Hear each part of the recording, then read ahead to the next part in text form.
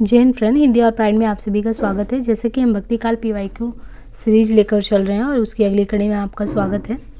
यहाँ पे देखिए हमने 501 नंबर क्वेश्चन से देखना है कि रामचरितमानस में बीभत्स रस का प्रयोग किन कांडों में मिलता है। तो हम जो रस पढ़ते हैं तो रस में एक बीभत्स रस होता है। तो बीभत्स रस हमको रामचरितमानस में कहाँ देखने को मिलता है? अरण्य कांड और लंका कांड में, क्योंकि ये दोनों ही दृश्य देखेंगे। कानन यानी अरण्य कांड में क्या जंगल में होता है और लंका में जो स्थिति होती है, इन दोनों में ही देखेंगे आप। तो ये बीभत्स रस की स्थिति को दिखाता है। बाकी रामचरितमानस के रचयिता तुलसीदास है। कुल 7 कांड है: बाल कांड, अयोध्या, अरण्य, किष्किंधा, सुंदर, लंका कांड, उंदर कांड। सीता को प्रधानता देकर लिखा गया काव्य सीतायन के रचयिता कौन है? तो ये अलग ही प्रकार का क्वेश्चन है कि सीता को प्रधानता देकर लिखा गया जो काव्य सीतायन है, ये सीतायन के रचयिता कौन है? तो 1703 ईस्वी के रचयिता ये सीतायन के हैं रामप्रिया शरणदास। सीता को प्रधानता देकर लिखा गया काव्य सीतायन 1703 में, इसके रचयिता रामप्रिया शरणदास हैं। भक्तमाल के रचयिता नाभादास के गुरु का नाम क्या था? तो भक्तमाल के रचयिता है नाभादास और नाभादास के गुरु का नाम है अग्रदास। तो यहाँ पे ये देखिए, भक्तमाल के रचयिता है नाभादास और नाभादास के जो गुरु हैं ये हैं अग्रदास। और नाभादास ने 1585 के आसपास ही ब्रज भाषा में भक्तमाल, इनका सबसे प्रसिद्ध रचना यही है नाभादास का, जिनके गुरु अग्रदास है। तो 1585 के आसपास ब्रज भाषा में भक्तमाल की रचना की और भक्तमाल में 200 कवियों का जीवन वृत्त और उनकी भक्ति की महिमा सूचक बातों को इन्होंने 316 छप्पियों में लिखा हुआ है। ये भक्तमाल जो है नाभादास का बहुत कई बार पूछा गया है। निम्नलिखित विकल्पों में जो राम भक्ति काव्य की विशेषता नहीं उसको छांटना है। तो विष्णु के अवतार रूप में राम का वर्णन, लोक मंगल एवं समन्वय भावना का प्रतिपादन, असत पर सत वृत्तियों की विजय, कृष्ण की विविध लीलाओं का गायन। तो कृष्ण की विविध लीलाओं का गायन राम भक्ति की विशेषता नहीं है, बल्कि यह कृष्ण भक्ति काव्य की है। जबकि राम की विविध लीलाओं का गायन, विष्णु के अवतार में राम का वर्णन, लोक मंगल एवं समन्वय भावना प्रतिपादन, असत पर सत वृत्तियों की विजय आदि राम भक्ति की विशेषता है।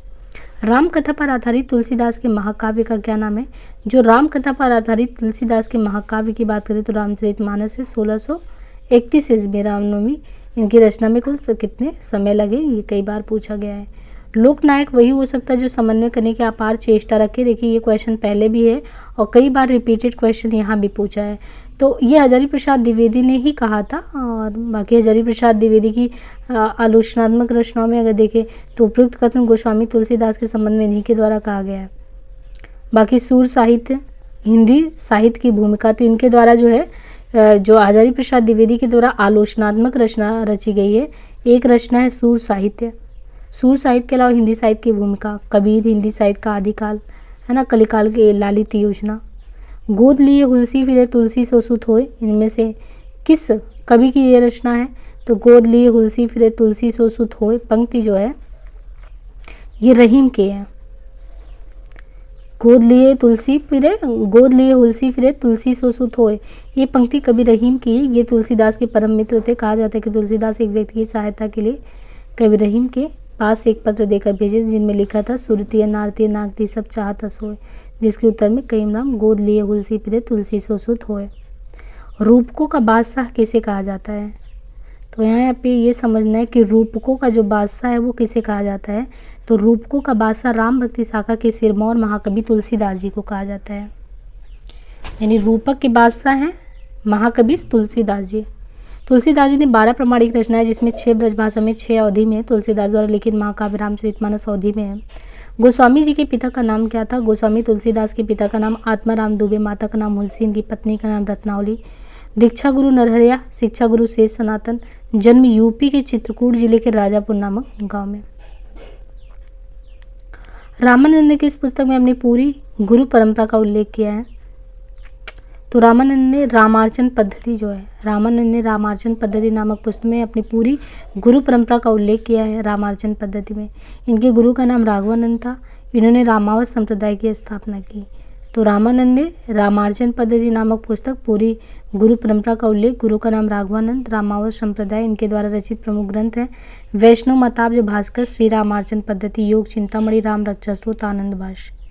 अष्टयाम नामक पुस्तक में किसकी दिनचर्या का वर्णन है? अष्टयाम नामक पुस्तक के रचयिता नाभादास हैं। इस पुस्तक में राम की दिनचर्या का वर्णन है। अष्टयाम की रचना श्रृंगार एवं रसिक भावना को लेकर है। नाभादास के द्वारा भक्तमाल। गोस्वामी तुलसीदास के समकालीन राम भक्ति शाखा के प्रमुख कवि में नाभादास ने भक्तमाल की रचना ब्रजभाषा में की है 1585 में। उनकी अन्य रचना में अष्टयाम ब्रजभाषा, अष्टयाम अवधी भी। नाभादास को संस्कृत का विशास्त्र तथा छंद शास्त्र का अच्छा ज्ञान था। राम रक्षा स्रोत के लेखक स्वामी रामानंद है। यहाँ पे जो राम रक्षा स्रोत है इसके लेखक स्वामी रामानंद है। रामानंद द्वारा रचित राम रक्षा स्रोत की सूचना काशी नागरिक पिछाड़ी सभा के खोज विवरण में दी गई है। बाकी स्वामी रामानंद संस्कृत के प्रकांड विद्वान थे। श्री रामार्चन पद्धति तथा जो वैष्णव मताब भास्कर, इनके अन्य प्रसिद्ध ग्रंथ है कवि प्रिया, रसिक प्रिया, रामचंद्रिका, विज्ञान गीता, ये सभी है। नाभादास ने भक्तमाल की रचना की है। बाकी सतवती कथा और भरत मिलाप के लेखक ईश्वरदास है। कीरत बनित भूत बल सोई, ये वाला देखिए, सोच सरिसम सब काही। तो इस पंक्ति में गोस्वामी तुलसीदास जी लोक मंगल की कामना करते हैं। मैं पुनि निज गुरु सन सुनी कथा सुसूकर खेत, यह कथन किस कवि का है? उपयुक्त पंक्तियां तुलसीदास ने अपने गुरु के प्रति समर्पित करते हुए सोरुचेत का वर्णन किया है। रामचरितमानस के ज्ञान दीपक प्रसंग किस कांड में है? तो ज्ञान दीपक प्रसंग रामचरितमानस के उत्तर कांड में है। ज्ञान दीपक प्रसंग जो है ये कहाँ पे? ज्ञान दीपक प्रसंग रामचरितमानस के उत्तर कांड में। तुलसीदास कृत रामचरितमानस रामकथा पर आधारित महाकाव्य, इसकी रचना अवधी भाषा में तथा दोहा चौपाई शैली में। तुलसीदास द्वारा शारीरिक पीड़ा से मुक्ति हेतु लिखा गया पत्र कौन सा है? हनुमान बाहु गोस्वामी तुलसीदास द्वारा शारीरिक पीड़ा से मुक्ति पाने के लिए लिखा गया था। बरवे रामायण की रचना तुलसी ने अपने मित्र रहीम के आग्रह पर की थी। तुलसीदास जी रहीम के आग्रह पर उन्होंने बरवे रामायण की रचना की थी। विनय पत्रिका की रचना कलिकाल से मुक्ति पाने के लिए हुई थी। हनुमान बाहु भुजाओं में जो दर्द था उससे छुटकारा के लिए था। तो शारीरिक पीड़ा से हनुमान बाहु को गया बरवे रामायण तुलसी ने अपने मित्र रहीम के कहने पे, और विनय पत्रिका को कलिकाल से मुक्ति के लिए। रामचरितमानस से किस संवाद का संबंध नहीं है? गोस्वामी तुलसीदास जी द्वारा रचित रामचरितमानस में राम सीता संवाद वर्णित नहीं है। यानी रामचरितमानस में अगर देखेंगे तो ये नहीं है कि उसमें राम सीता संवाद है। यह महाकाव्य शिव पार्वती संवाद, याज्ञवल्क्य भरत संवाद, काक भुसुंडी गरुड़ संवाद, तुलसी संत संवाद के माध्यम से वर्णित किया गया है।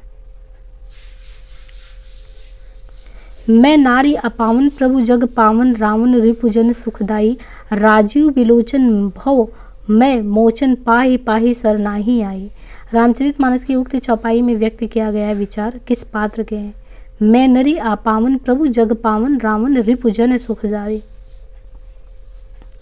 राजीव विलोचन भव मैं मोचन पाहि पाहि सरनाई आई। रामचरितमानस की उक्त चौपाई में व्यक्त विचार अहिल्या ने व्यक्त किया। जब भगवान श्री राम अपनी पत्नी सीता तथा अनुज लक्ष्मण के साथ 14 वर्षों का वनवास हेतु बन गए, उसमें भगवान श्री राम ने शापित अहिल्या की अपने पवित्र चरणों से छूकर पुनः मानव जीवन दिया था। ये तब का है। रामचरितमानस नामक महाकाव्य की रचना की शैली कौन सी है? तो ये दोहा चौपाई शैली में रचित है। अवधी एवं ब्रजभाषा दोनों में रचना करने वाले तुलसीदास हैं। तुलसीदास की किस रचना का संबंध ज्योतिष से है? तो देखिए हमने पढ़ा था कि एक में ज्योतिष ग्रंथ के बारे में दिया है। यह रामाज्ञा प्रश्नावली, ऐसे कह सकते हैं प्रश्नाज्ञा, यानी प्रश्न क्वेश्चन मार्क करना। तो तुलसीदास की रचना रामाज्ञा प्रश्नावली का संबंध ज्योतिष से है। गोस्वामी तुलसीदास 1532 से 1623 ईस्वी की रचना रामलला नेचु संस्कारों पर स्त्री गीत अर्थात सोहर, भगवान राम के जन्म के समय, जानकी मंगल, भगवान राम सीता के विवाह का वर्णन, हनुमान बाहु पीड़ा से मुक्ति के लिए। तुलसीदास की किस रचना में संत महंतों के लक्षण हैं? तो अगर देखेंगे वैराग्य संदीपनी में है। रामाज्ञा प्रश्न ज्योतिष संबंधी है, यानी प्रश्न के बारे में रामाज्ञा प्रश्न ज्योतिष संबंधी है। पार्वती मंगल पार्वती और शिव, जानकी मंगल जानकी एवं राम। तुलसीदास के गुरु कौन थे? तो लोकनायक तुलसीदास के दीक्षा गुरु नरहरयादन, शिक्षा गुरु शेष सनातन। बरवे रामायण किसकी रचना है? बरवे रामायण तुलसीदास की रचना है। साहित्य लहरी सूरदास, रास पंचाध्यायी नंददास, विज्ञान गीता केशवदास। इनमें से कौन सी रचना तुलसीदास की है? कृष्ण गीतावली तुलसीदास की। रामार्चन पद्धति रामानंद की, राम ध्यान मंजरी स्वामी अग्रदास की है। तो रामार्चन पद्धति रामानंद, राम ध्यान मंजरी स्वामी अग्रदास। शिव सिंह सेंगर ने राम सतसई को तुलसी के वो रचना बताया रत्न। कबीर कहानी रखनाही, वर्णाश्रम घट दर्शनी कहाँ। नाभादास राम भक्ति शाखा के कवि, इन्होंने 1585 में भक्तमाल की रचना की। यह एक जीवनी परक रचना है। इसी में कबीर के संदर्भ में कहते हैं, कबीर कानी राखी नहीं वर्णाश्रम घट दर्शनी। नाभादास तुलसी के संदर्भ में भी कहते हैं कि कलि कुटिल जीव निस्तारहि वाल्मीकि तुलसी भयो। प्रियादास ने भक्तमाल की टीका लिखी है।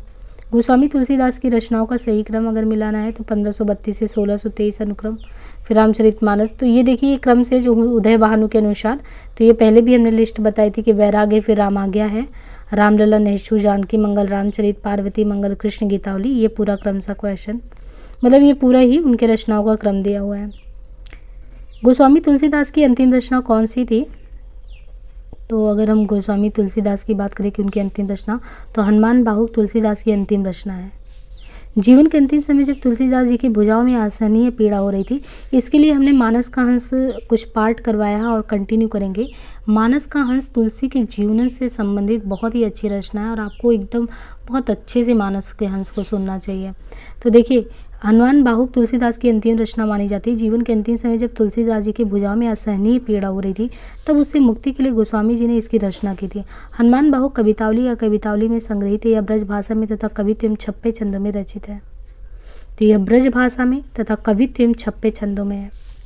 इनमें से कौन सी रचना अवधी भाषा की नहीं है? तो इनमें से कौन सी रचना अवधी भाषा की नहीं है? विनय पत्रिका अवधी भाषा की रचना नहीं है, बल्कि यह ब्रज भाषा में रची गई है। अन्य रचना में भाषा का विवरण, रामचरितमानस तुलसीदास अवधी, पद्मावत चायसी ठेठ अवधी, विनय पत्रिका तुलसीदास, ब्रज भाषा चंदायन मुल्ला दाऊद अवधी। तुलसीकृत कृष्ण काव्य कौन सा है? तो तुलसीकृत कृष्ण काव्य कौन सा है?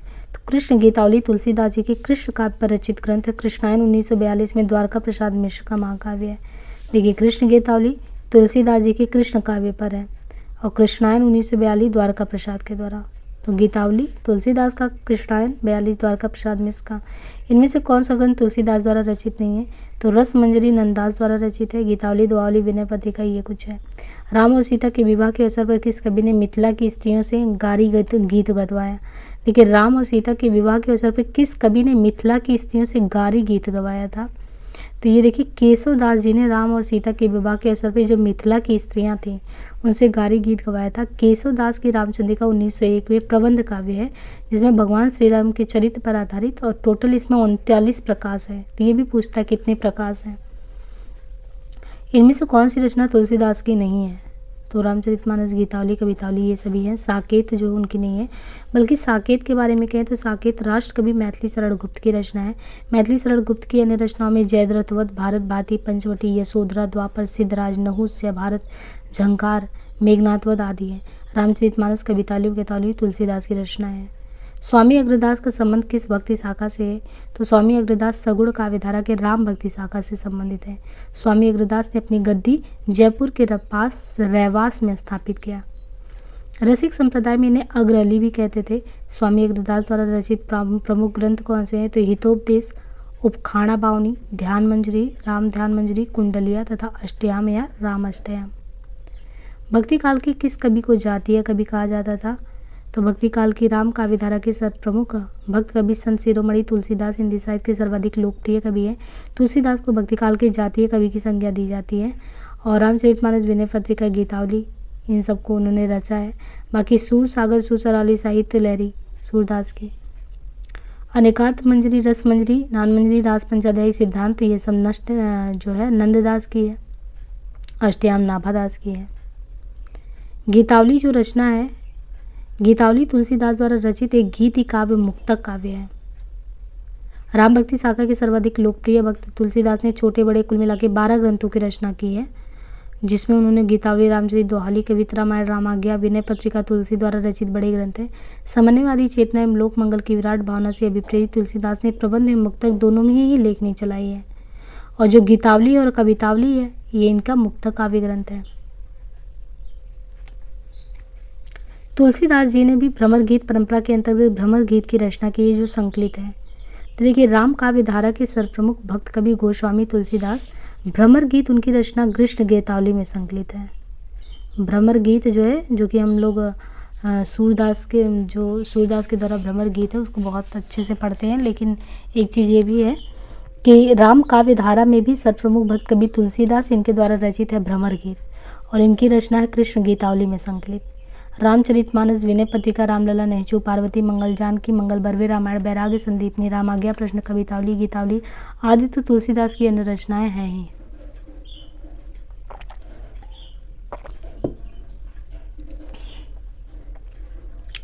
गिरा अरत जल बीच सम कहियत भिन्न भिन्न, बंदो सीता राम पद जिनहि परम प्रिय खिन्न। उक्त काव्य पंक्तियां किस कवि की हैं? तो यहाँ पे ये जो पंक्तियां दी गई हैं काव्य पंक्तियां तुलसीदास की हैं। केसो केसनी अस करि बरहु जस न कराही, चंद्र बदन मृग लोचन बाबा कही कही जाए, ये केशवदास की है। अधर मधुरता कठिनता कुछ तीक्ष्णता त्योर, रस कबित परिपक्वता जाने रसिक ना, और भिखारी दास की है। एक चित हम चितयो उस जोगी जित जोग, धर्म न जानस पापी कहस कौन तू लोग, ईश्वरदास की पंक्ति है। तुलसीदास की भक्ति किस प्रकार की है? तो तुलसीदास की भक्ति दास्य भाव की है। 9 प्रकार की भक्ति मानी गई है। श्रवण कीर्तन, विष्णु स्मरण, पाद सेवनम, आचार्य वंदनम, दास्य साक्ष्यमात्र निवेदनम।